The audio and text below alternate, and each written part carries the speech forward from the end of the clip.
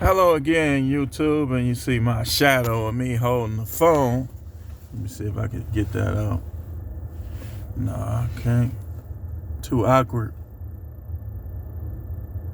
Wait a minute. Man, it's crazy. Okay, I'm gonna just make this quick. In this video, I'm gonna talk about the pro-black stuff. Am I a pro-black? Do I understand and support the white supremacy ideal? Do I believe that whites are supreme? What's my beliefs on all of this, and where do I stand in terms of race war talk? I'm a progressive black. I believe in saving yourself, so you could say I'm SYSBM. As terms of me taking the sides of black and just no matter what, not gonna happen. I'm not in it. Let somebody come at me, I'm not in it. And here's why. Because you got to judge people on an individual basis. And what do I mean by this? Okay, well, I've been betrayed many times by both groups, but more so by blacks. Always stealing something. Always got something slick to say, whether it's in my face or behind my back. Betrayal, betrayal, betrayal, betrayal on every level. Every level of relationship that I've had with other blacks, betrayal has been a part of it. Whether it's at work, whether it's in dating and relationships of that matter, it's just been betrayal. Now, am I intelligent if I just side with those who betray me the most without using my sight, using my mind to figure out things and to judge people individually based on what they say and do? You tell me, you pro-wax, as I like to call you, because you're wasting time with that. Like, what have you accomplished? Your type of person has lived through the ages and hasn't accomplished anything but, oh, we need to have a round table talk. And you talk. Now, am I against blacks? Absolutely not. Like I told y'all in the previous video, if there was a neighborhood with other intelligent, non-thievery, they don't steal, they're not addicted to no drugs, intelligent, striving, making money type of blacks, that would be my first choice in neighborhood. A neighborhood filled with those like myself. Nothing against nobody else, but I would be on it. But here's the problem. Such a place don't exist. It don't exist. You know what exists? Me in the house eating a sandwich and little wild braid dudes sneaking in my driveway trying to look in my car. They see my club on it, so they keep going, trying to steal. People at work knocking on the supervisor's door, gossiping, snitching, telling on me. Everything I say, everything I do. I can't think of any single way where I haven't been betrayed by blacks. Old friends that you knew, you protected, had they back, unfriending you on Facebook, not responding when you say something to them. Or with the George Floyd stuff, they can't talk to you unless they arguing with you. Now you tell me that I should box myself in with these. Using a position against you, causing financial problems because you got to choose either I'm going to jack them up or I'm going to quit this job. People will put you in those situations. Now, I done had issues with whites at work, but it never got to the point where I was ready to jack one of them up. Well, I take that back, maybe once or twice. But as far as the pick, you see the color in my face? Them the ones that was doing it. And some of them had locks. Still wasn't no good. Sleep with your girl, sleep with your wife in a heartbeat. Go in the office, tell on you a heartbeat. With locks. That don't mean nothing no more. In fact, a lot of people with that hairstyle, selling drugs, adversaries for other blacks, shooting other blacks down in the street. That hairstyle don't mean nothing no more. I got rid of mine. Mine was all the way down my back. I got rid of that. All that stuff was I was just wasting time with it.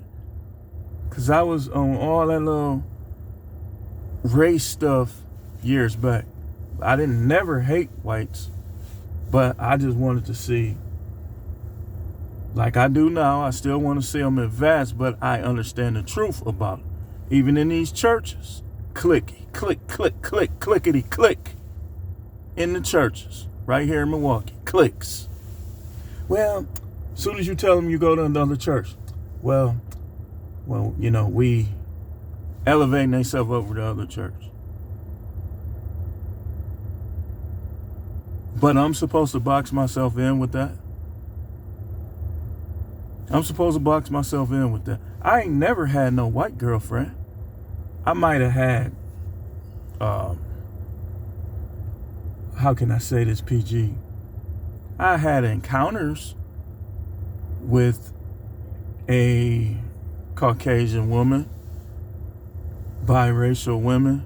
I never had a white girl as a girlfriend, as a wife. But the ones that I did have, I ain't gonna lie, sometimes it was me. It was me sometimes. But sometimes it was them. They was doing everything from having babies while they go with me by other dudes to just, it's not even worth talking about. But I'm supposed to box myself in with that? I'm supposed to box myself in with that?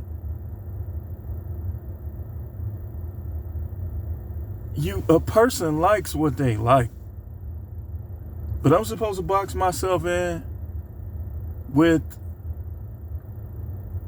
I ain't gonna put nobody down. I'm just proving my point. As far as black women, I'm not one of those guys that just refuse. Well, if I was single, and if I ever become single, just refuse them. Not me. But at the same time, I'm not going to box myself in where I feel like that's all I could get. Or I'm a Uncle Tom, I'm a sellout. Person ain't no sellout just because they... And I used to think this stuff too.